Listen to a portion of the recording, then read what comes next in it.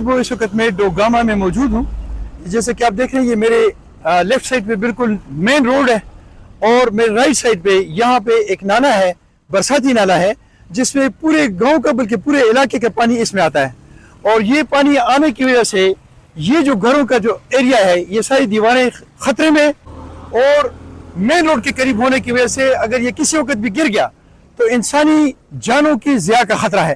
لہٰذا متعلقہ ٹھیکیداروں سے بھی ریکویسٹ ہے کہ آپ جب بھی کوئی کام کریں تو اس کو ایسا کریں کہ وہ اتنا مضبوط ہو, اتنا اچھا ہو کہ انسانی جانوں کا ضیاع نہ ہو. اچھا جناب, یہ ڈوگاما اسٹاپ ہے اور اس نالے سے پانی آتا ہے, بہت بڑی مقدار میں پانی آتا ہے. اور اس نے یہاں پر یہ سچویشن کی ہوئی ہے, یہاں پر یہ 11,000 کی لائن ہے, اور اس 11,000 کی لائن کے ساتھ ہی اوپر آپ دیکھیں تو ایک اور لائن بھی یہاں نیچے سے گزری ہوئی ہے.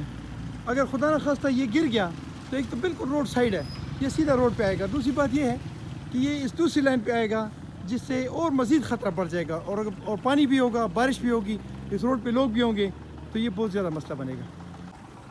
اچھا, ضرورت اس بات کی ہے کہ ہائی وے ڈپارٹمنٹ چونکہ اس روڈ پہ کام کروا رہا ہے تو ان کو چاہیے کہ اس سائڈ ڈرین کو بنائیے. پہلے میں نے کو ریکویسٹ کی تھی یہاں پہ ایک سائڈ ڈرین ہونی چاہیے جو کہ ادھر بھی ہے, اور اسی طرح اس نالے کو بھی یہ پختہ کریں اور کوئک کریں اس کو. نہیں تو اگر یہ پول گر گیا, یہ دیکھیں یہ پوزیشن ہے, اگر یہ پول گر گیا تو یہ ہے 11,000 کی لائن, اور اس 11,000 کی لائن کے نیچے دوسری یہ لائن ہے اور یہ روڈ ہے, تو یہ سیدھا لوگوں کے اوپر آئے گا اور بہت زیادہ نقصان ہو جائے گا.